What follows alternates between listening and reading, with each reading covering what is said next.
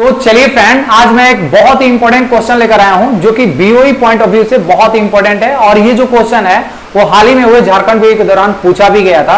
तो चलिए इस क्वेश्चन को हम लोग समझते हैं।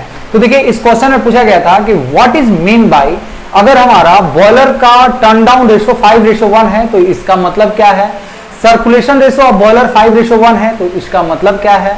इवापोरेशन रेशो ऑफ बॉयलर 5:1 है तो इसका मतलब क्या है। तो इसको इस वीडियो में हम लोग डिटेल से समझने वाले हैं। तो हमारे साथ बने रहिए, पूरे एंड तक वीडियो देखिएगा, बहुत ही इंफॉर्मेटिव होने वाला है। तो चलिए इस वीडियो को करते हैं स्टार्ट।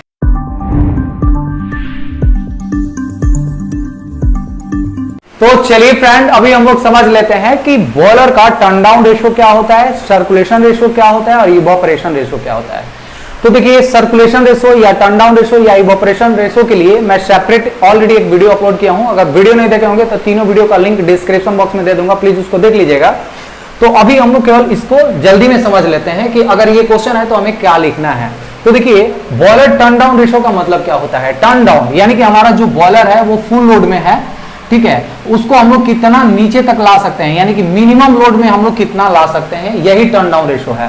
तो इसके अकॉर्डिंग क्या है कि हमारा जो बॉयलर है वो 5 टन पर आवर दे रहा है, इसको हम लोग मिनिमम लोड कितना ला सकते हैं, तो 1 टन पर आवर ला सकते हैं। यानी कि अगर आपका कहीं प्लांट में प्रॉब्लम आ जाए और आपको बॉयलर पे लोड कम करना पड़े तो आप 5 टन से बॉयलर को 1 टन तक ला सकते हैं। इस टर्न डाउन रेशो का मतलब यही होता है। यानी कि जो हमारा फुल लोड चल रहा है उसको हम लोग मिनिमम लोड कितना ले आ सकते हैं, उसी को हम लोग टर्न डाउन रेशो बोलते हैं। तो देखिए, इसके लिए मैं डिटेल से एक सेपरेट वीडियो ऑलरेडी अपलोड किया हूं, आपको लिंक मिल जाएगा।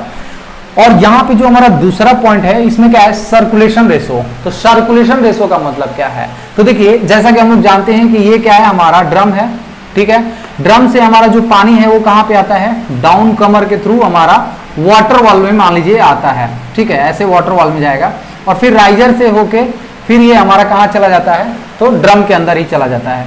तो यहां से जो हमारा पानी आ रहा है और यहां से जो हमारा, जैसे यहां से पानी आएगा और इस यहां पे ये क्या है, हमारा बॉयलर है, यानी कि फर्नेस है। तो इस फर्नेस के अंदर हमारा हीट लिबरेट हो रहा है, यानी कि फ्यूल का कंबशन करा रहे हैं, हीट लिबरेट हो रहा है। वो हीट को ये जो वाटर है अब्जॉर्ब करेगा वाटर वाल्व के अंदर और फिर से यहां से हमारा वाटर प्लस स्टीम का जो मिक्सचर है वो ड्रम में आ जाएगा।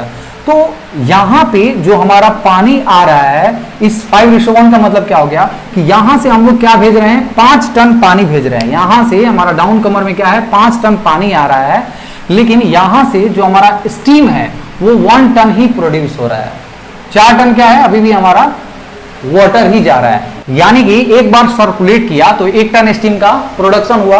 तो इसको 5 टन स्टीम प्रोडक्शन करने के लिए इसको 5 बार अगर हम लोग सर्कुलेट करेंगे, यानी कि दूसरा का जो सर्कुलेशन होगा तो 1 टन और जुड़ेगा, तीसरा का यानी 1, चौथा 1, पांचवा 1, यानी कि 5 बार हमारा ड्रम से, यानी कि हमारा वाटर वाल्व टू ड्रम अगर 5 बार सर्कुलेट करेगा तब हमारा ये टोटली स्टीम बनेगा। ये चाहे जितना भी टन का, ये 5 टन का हिसाब से दिया है, 5:1 दिया है, इसका मतलब यही हुआ कि हमारा जो सर्कुलेशन है वो 5 बार हो रहा है, तब जाके हमारा टोटली स्टीम बन रहा है। तो ये हो गया हमारा सर्कुलेशन रेशो।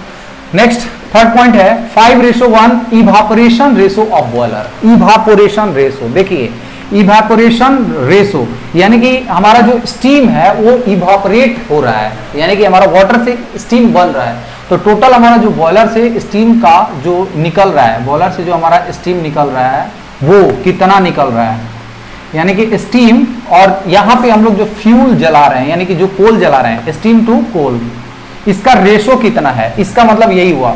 तो यहाँ पे 5:1 दिया है तो 5:1 लिखेंगे तो क्या पता चल रहा है कि 1 kg अगर आप कोल को जला रहे हैं तो 5 kg क्या है, स्टीम का जनरेशन हो रहा है। तो इसका मतलब यही हो गया।